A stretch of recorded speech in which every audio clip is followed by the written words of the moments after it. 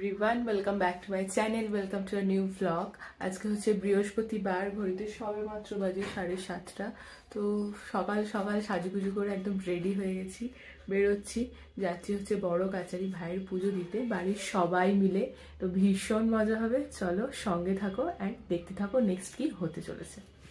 আমরা রেডি হয়ে গেছি, বেরিয়েও পড়েছি, কিন্তু এখনো সব লোক এসে পৌঁছায়নি। এই যে পাশে একজন হাঁটছে, প্রচুর লোক আছে আমাদের ফুল ফ্যামিলির লোকেই আমরা ভর্তি, বাইরের কেউ নেই আমাদের, কিন্তু ফ্যামিলিতেই এত মেম্বার, বাসে আর সিট পাওয়া যাচ্ছে না।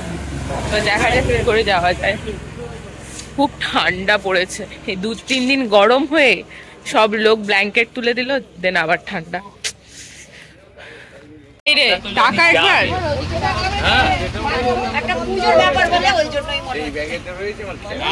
একটু হাই করে দিত।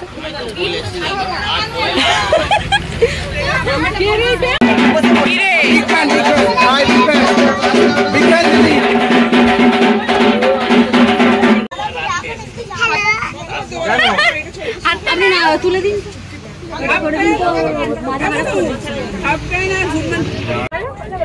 হ্যালোটা বল, হাই এরকম করবি তো।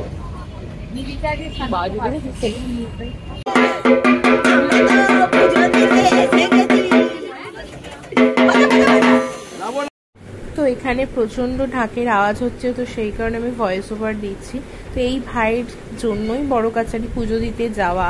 তো এখানে একটা নিয়ম রয়েছে যে গোপাল নিয়ে পুজো দেওয়ার জন্য, তো এই কারণেই কাম্মার হাতে গোপাল ছিল।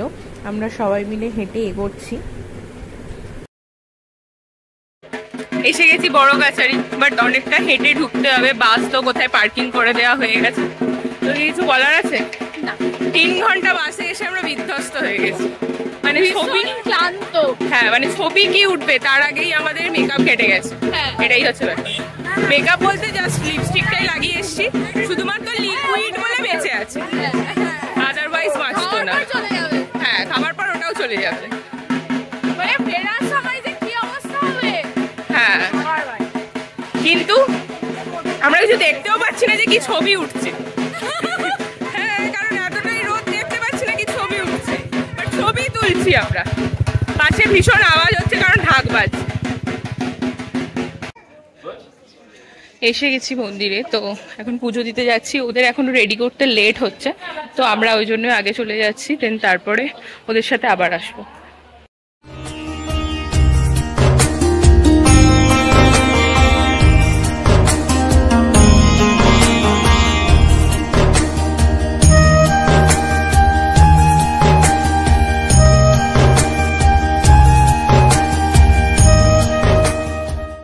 টিপ পরে ফেলেছি, পুজো দিতে যাচ্ছে। এই যে মা, বৌদি আছে, কোথায় দেখা যাচ্ছে না। বৌদি, পিসিমণি, বড় মা আছে, জেম্মা আছে, সবাই আছে। আরো আমাদের ব্যাটালিয়ান আছে, তারা পিছনে আসছে। কোন দিকে মা? এটাই বাবা বড় কাছারির মন্দির। এটা বাইরে, এটা ভিতরে কোনো ক্যামেরা অ্যালাউ নেই, তো সেই কারণে কোনো শ্যুট করতে পারিনি। বাইরে থেকেই মন্দিরটা দেখালাম তোমাদের।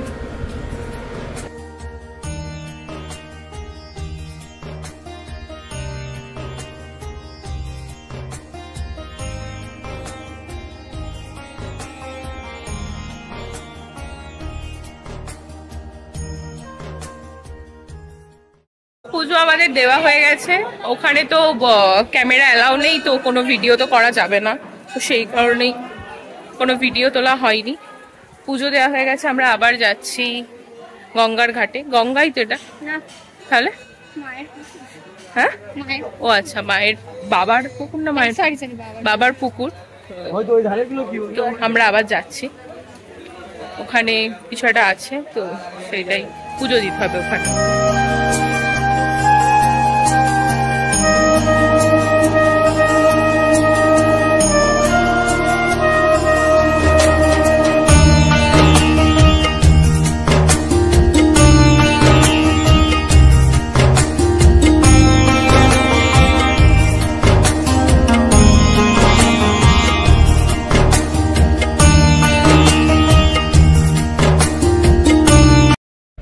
কাম্মা সোজা এক পুকুর থেকে স্নান করে গন্ডি কেটে মন্দির অবধি যাবে, দেন পুজো দেবে, এরকমই কিছু একটা নিয়ম আছে।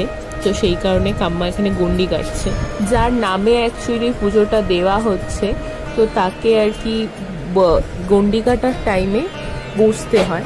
তো ভাই তো এখানে কিছুতেই বসবে না, যেহেতু ওর নামে পুজো দেওয়া, ভাই কিছুতেই বসতে চাইছে না, ও কান্নাকাটি করছে। তোকে জোর করে বসানোর আর কি চেষ্টা করা হচ্ছে, যেহেতু নিয়ম আর কি বসতে হয়, তো সেই কারণে সবাই মিলে একবার চেষ্টা করছে ওকে বসানোর।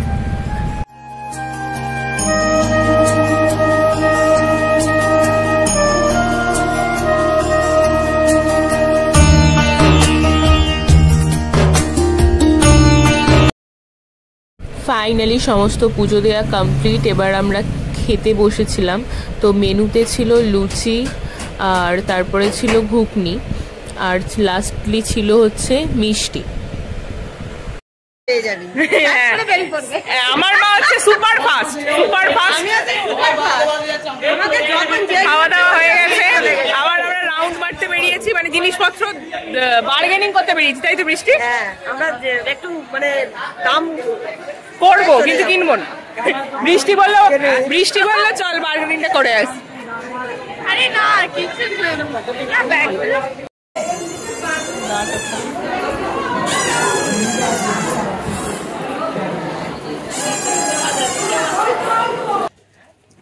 তুই কি ক্লান্ত? ভীষণ। সিরিয়াসলি আমার অবস্থা দেখেই বোঝা যাচ্ছে, মানে চুলটার তো কোনো ঠিক ঠিকানা নেই।